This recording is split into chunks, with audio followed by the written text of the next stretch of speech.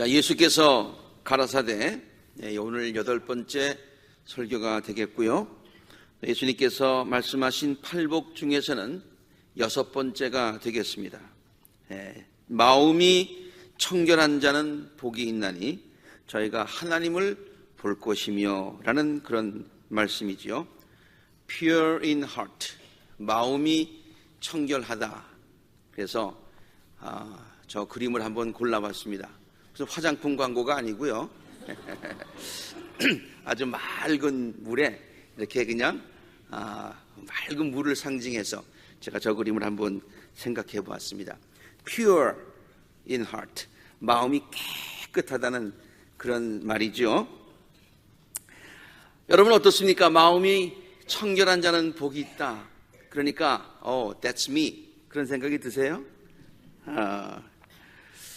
아니면 어떻게 예수님께서 말씀하신 이 복은 다른 것보다도 더 나와 좀 거리가 멀다, 이런 생각을 혹시 안 하시나요? 심령이 가난한 자, 애통하는 자, 온유한 자, 의에 줄이고 목마른 자, 긍휼히 여기는 자.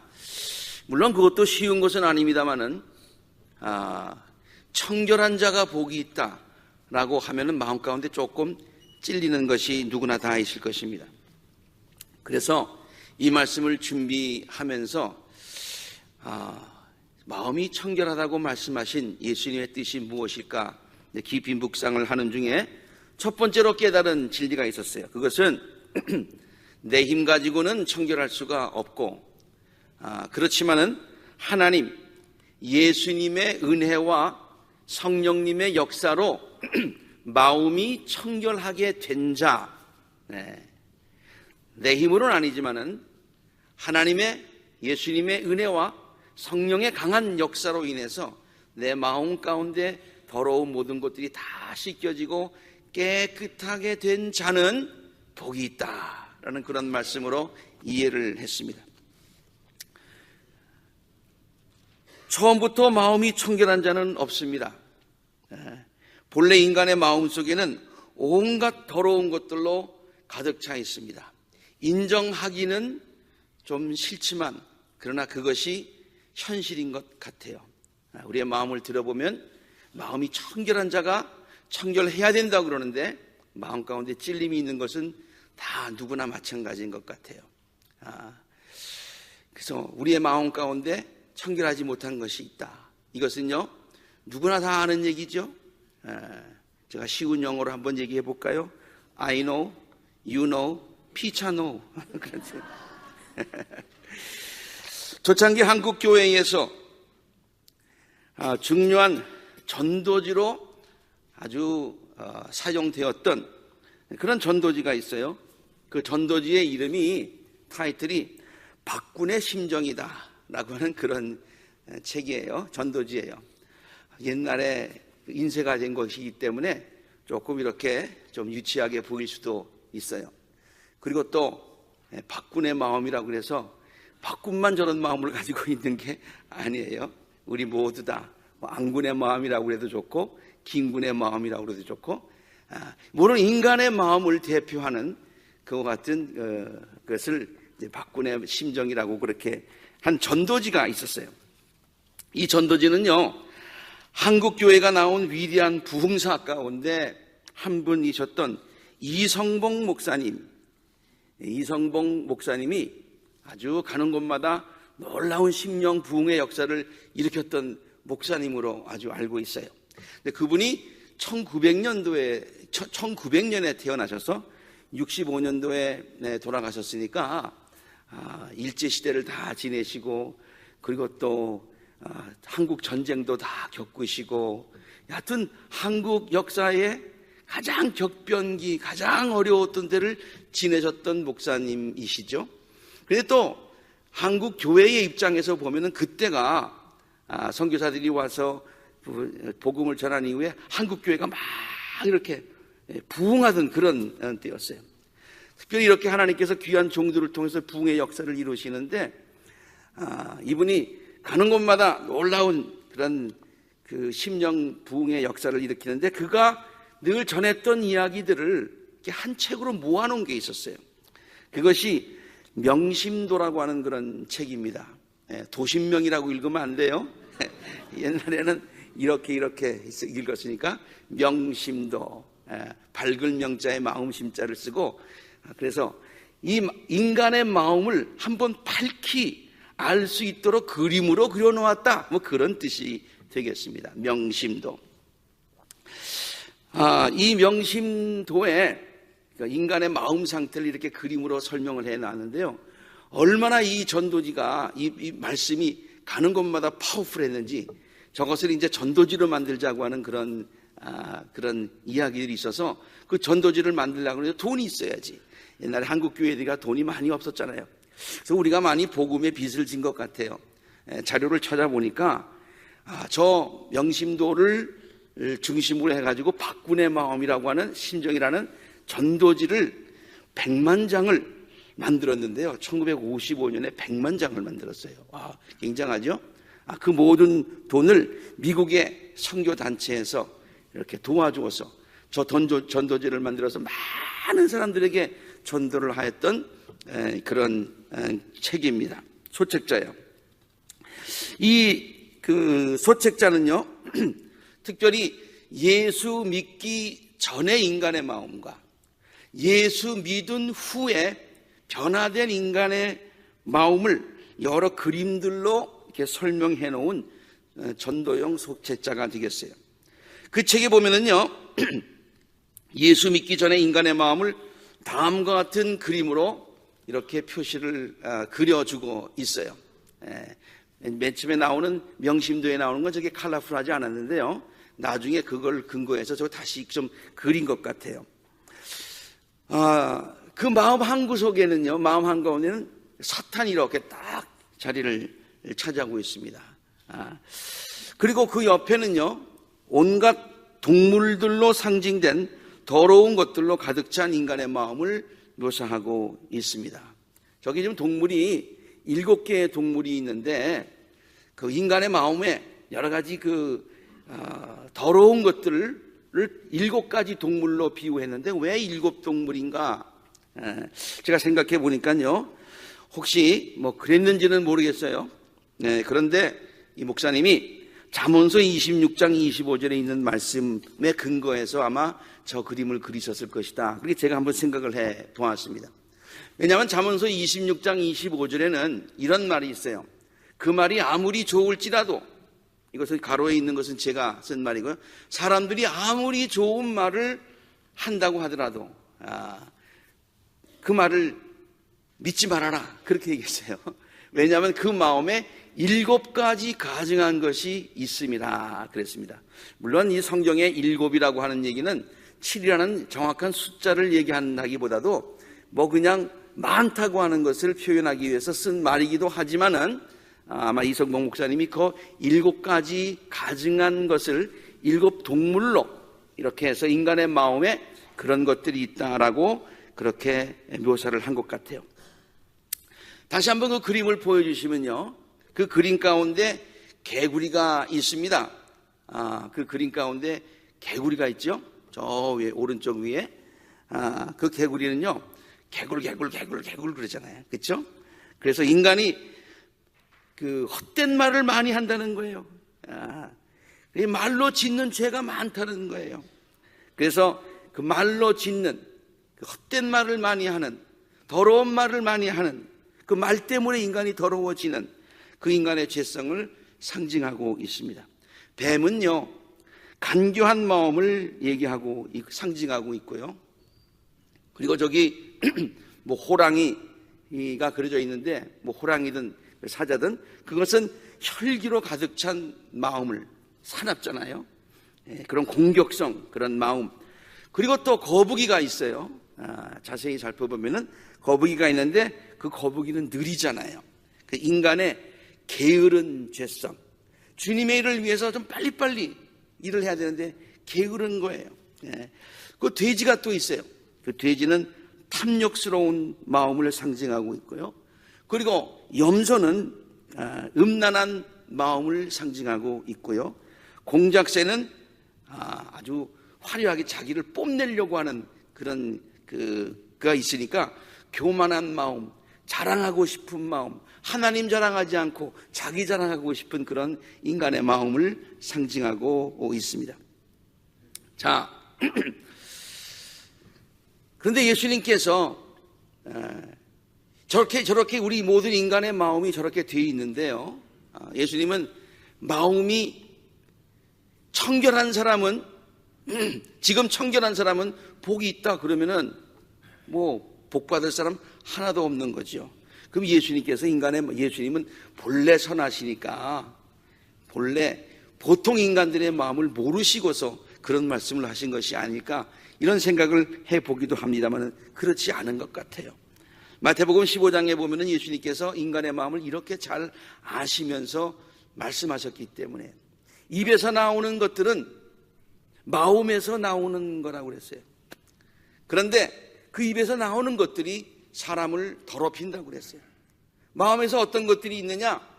악한 생각들이 나오는데요, 곧 살인과 간음과 음행과 도둑질과 거짓 증언과 비방, 조금 아까와는 조금 다르긴 하지만은 뭐 다 같은 내용들이에요.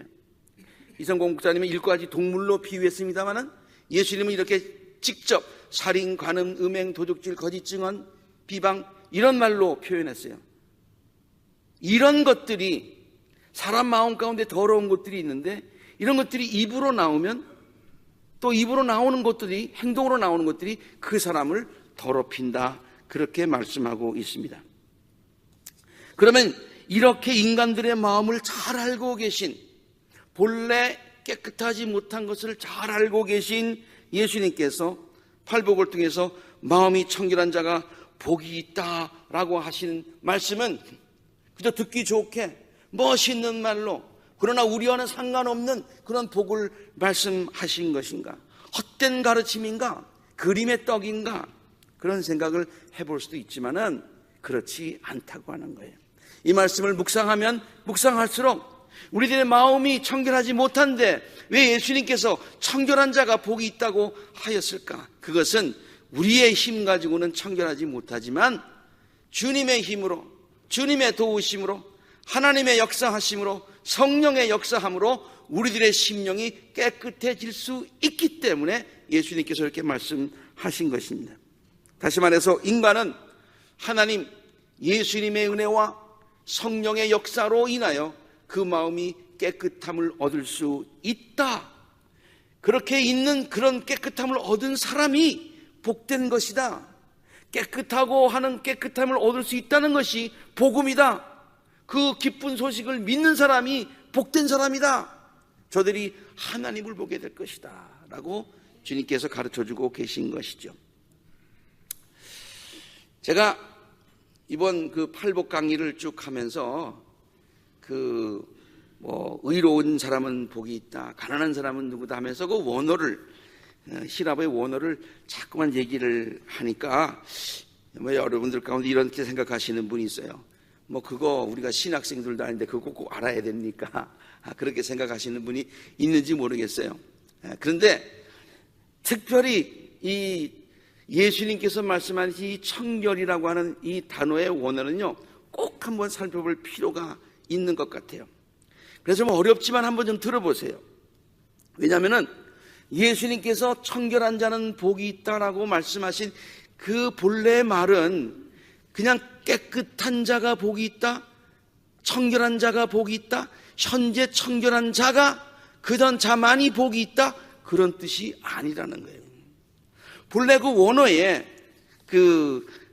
카사로스라고 하는 말인데, 그 말은 우리는 그냥 청결이라는 말이 잘 구별이 안 되지만은 그렇게 카사로스라는 말을 썼을 때는 그때 듣는 그 사람들은 구별을 한다는 거예요. 왜냐하면 본래 청결한 것이 아니라 그 단어는 물로 씻었거나 불로 태워서 정결하게 된 것. 특별히 하나님께 번제를 드릴 때에 이렇게 불로 태웠기 때문에 정결하게 된 것, 그것을 카사로스라고 그렇게 부른다는 거죠. 그러므로 예수님께서 이 말씀을 하실 때에 우리는 그렇게 들을 수 있을까요? 마음이 청결한 사람은 복이 있다. 나 지금 청결하지 못한데? 그렇게 들을 수도 있겠지만은 예수님이 말씀하실 때 들었던 그때의 당시의 사람들은 물로 깨끗이 씻었거나 불로 깨끗이 씻었거나 그래서 깨끗하게 된 자, 그 자가 복이 있다라는 말씀으로 이해가 했다고 하는 것이죠. 그래서 오늘 팔복의 가르침은요, 예수님께서 요한복음의 3장 5절에서 말씀하신 것과 같은 맥락에서 이해할 수 있다고 하는 거예요. 예수님께서 이렇게 말씀하셨어요. 내가 진정으로 너에게 말한다. 누구든지 물과 성령으로 나지 아니하면, 물과 성령으로 거듭나지 아니하면, 물과 성령으로 깨끗하여지지 아니하면 하나님 나라에 들어가서 하나님을 볼 수 없다라고 말씀하신 내용과 맥락을 같이 한다, 그런 말이죠. 또한 예수님은 팔복의 말씀을 통해서요, 이렇게 말씀하고 계시죠. 너희들이 깨끗할 수는 없지만은, 지금 깨끗하진 않지만은 물과 성령으로 깨끗하게 되면 너희들에게 복이 있는데, 좀 더 구체적으로 그럼 물과 성령으로 깨끗하게 된다는 말이 무슨 말이냐? 그것은 예수님을 통해서 깨끗하게 된다, 그런 얘기예요. 그걸 지금 팔복에서 가르쳐주고 계신 것이에요. 요한일서 5장 6절에 보니까 이런 설명이 있어요. 그는 물과 피를 거쳐서 오신 분이신데 그가 누구냐? 예수 그리스도시다 하는 거예요. 그는 다만 물로써 오신 것이 아니라 물과 피로 오셨다 그랬어요.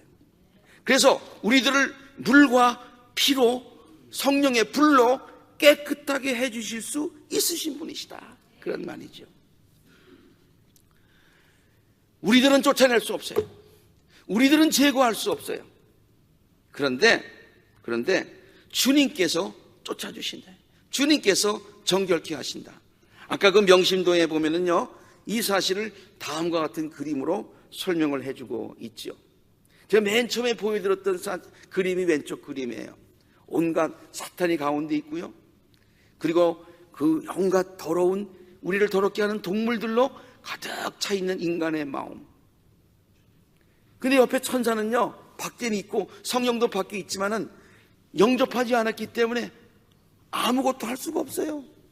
그런데 예수를 영접하면, 예수님께 도움을 구하면, 은혜를 구하면, 그때 예수님께서 오셔서 천사를 통하여서 혹은 직접 이렇게 쫓아내시는 거예요. 성령은 레이저 빔을 확 쏘죠, 그렇죠? 불을 쫙 비춰서 거기 있는 모든 동물들을 지금 쫓아내고 있습니다.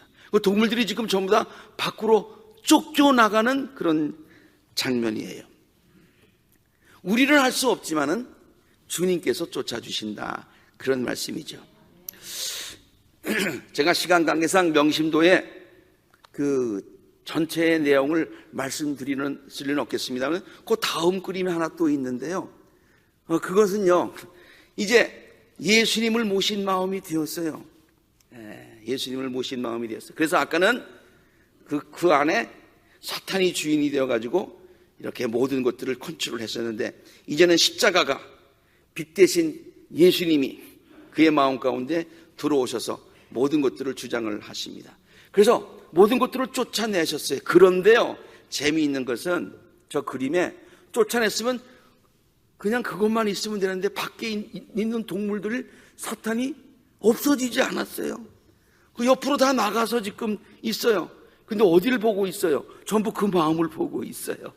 그래서 언젠가 기회만 되면 들어오려고 하는 그런 마음을 가지고 있다. 참 잘 묘사했죠.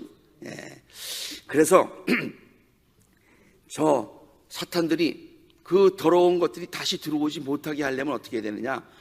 하나님이 내 마음을, 예수님이 내 마음을 다스리시도록 해야 되고요. 예수님이 우리의 삶의 주인이 되셔야 되고요. 그리고 성령이 항상 충만해야 된다는 거예요. 그러면은 못 들어오는 거예요. 그런데 그렇지 못하면 언제든지 싹 들어온다, 그런 얘기예요.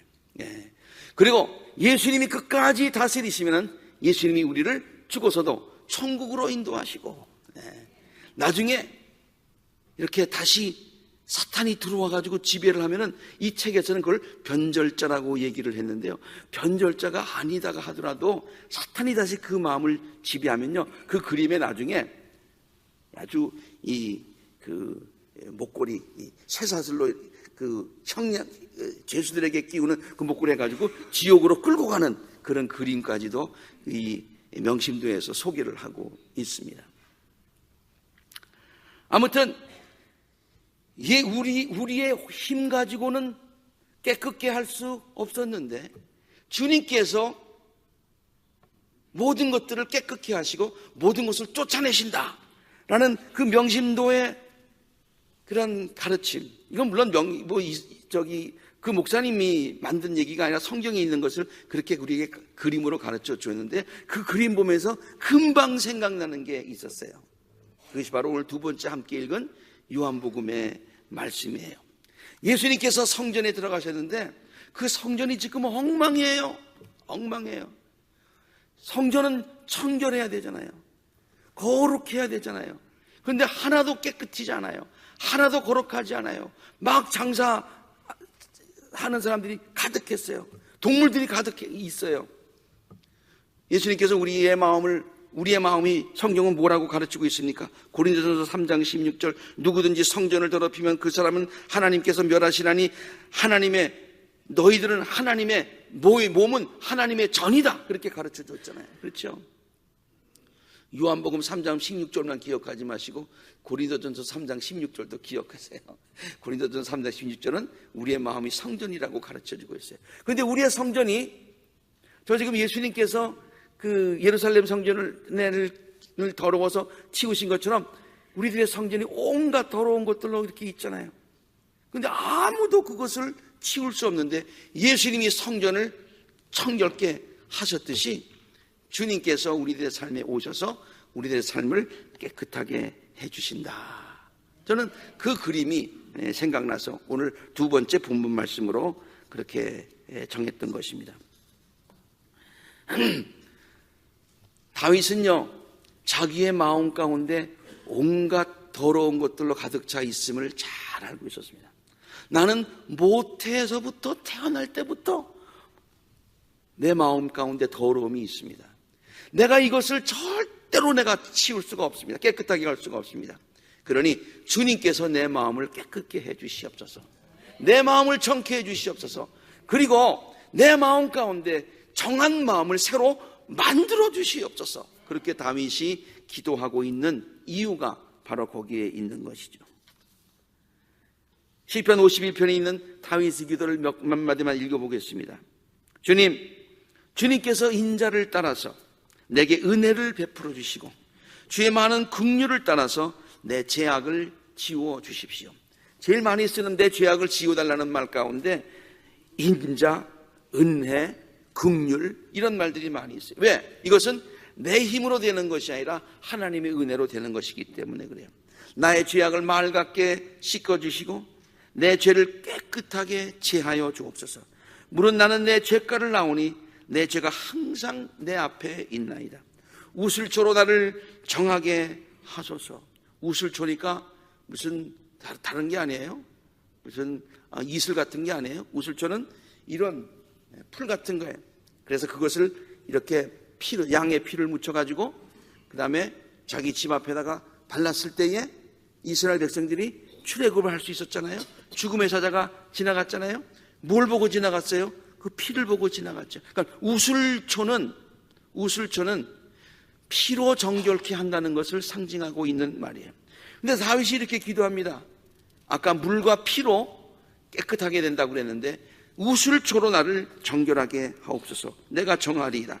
나의 죄를 씻어주소서. 내가 눈보다도 희어지겠습니다. 하나님이여, 내 속에 정한 마음을 창조하여 주시고 내 안에 정직한 영을 새롭게 하여 주시옵소서. 오늘 예수님께서 심령이 마음이 청결한 자는 복이 있다, 이 말씀을 듣고서 주님, 다윗처럼 내 마음은 청결치 못합니다. 우리 인간의 본성이 그렇습니다. 그러나 주님 보고 싶습니다. 하늘나라에 가고 싶습니다.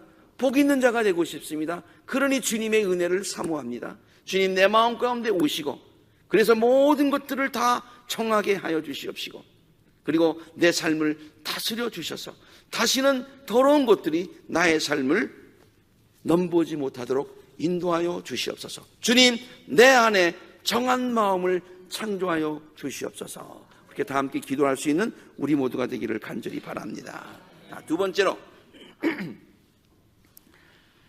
저는 예수께서 팔복에서 가르치신 이 말씀을 진실함이라는 관점에서 한번 생각해 보면서 그 말씀에 도전을 받았습니다. 진실함이라고 하는 것은 겉과 속이 같다고 하는 것이죠. 그래서 예수님의 말씀을요 쭉 자꾸만 되뇌는 가운데 심령이 마음이 청결한 자는 복이 있나니 마음이 청결한 자는 복이 있나니 하다가 첫 번째 포인트, 그 마음이 청결한 것은 내가 하는 것이 아니라 하나님의 은혜로 하는 것이다. 그러고 나서 계속해서 또 그 말씀을 묵상하다 보니까 어느 순간에 어느 말씀으로 그냥 넘어가냐면요, 마음이 청결한 자는 복이 있나니가 마음까지 청결한 자는 복이 있나니라는 말로 그냥 어느 순간 탁 머리를 스치면서 와!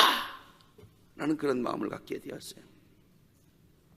왜냐면요, 그 당시 율법 선생들, 바리새인, 서기관들, 많은 사람들이 관심 있는 것이 있었어요. 그것은 하나님이 거룩하신 것처럼 거룩하게 되는 것이었어요. 근데 율법에서 가르치는 것을 지키다 보니까 어떻게 되면 외식하게 되었어요. 겉만을 꾸미게 되었어요.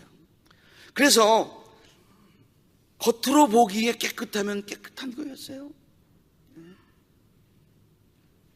그래서 예수님께서 말씀을 하실 때마다 책망하신 것이 있었어요. 심한 말씀까지 하시면서 책망하신 것이 있었어요. 그것이 뭐예요? 겉만 깨끗하구나. 겉만 깨끗하구나.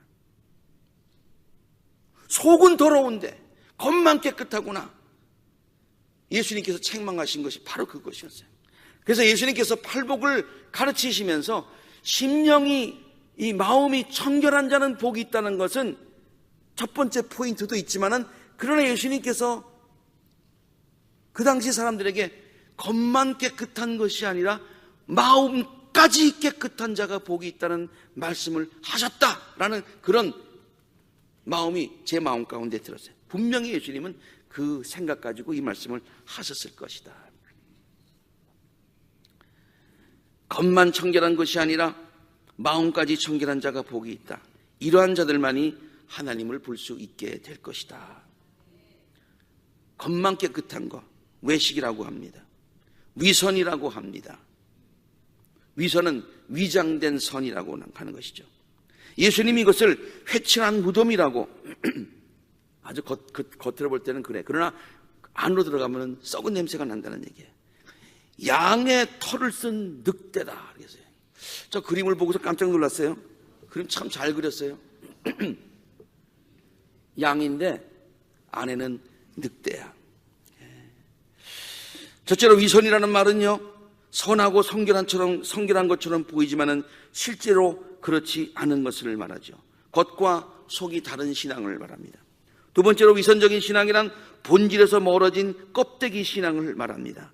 사람에게 보이기 위해서 겉만을 꾸민 신앙, 본질을 잃어버린 신앙을 얘기합니다. 그래서 예수님은 이 팔복을 통해서 사람들에게 보이기 위해서 껍데기만 치장하는, 겉만 치장하는, 그래서 껍데기만 남아있는 신앙이 아니라, 본질을 잃어버린 신앙이 아니라 그 본질을 마음속 깊이 간직하고 있는 안까지 깨끗한, 안까지 꽉 찬, 골수까지 윤택한 그런 신앙을 가진 사람이 복되다, 우리에게 가르쳐 주신 줄로 믿습니다. 한번 이 말씀을 생각해 보았어요. 여러분 한번 예수님께서 가르쳐 주신 이 말씀을 한번 같이 묵상해 보시기 바랍니다. 마음이 청결한 자는 복이 있다. 우리들의 마음 가운데 청결하게 해주시는 하나님의 은혜를 사모하고요.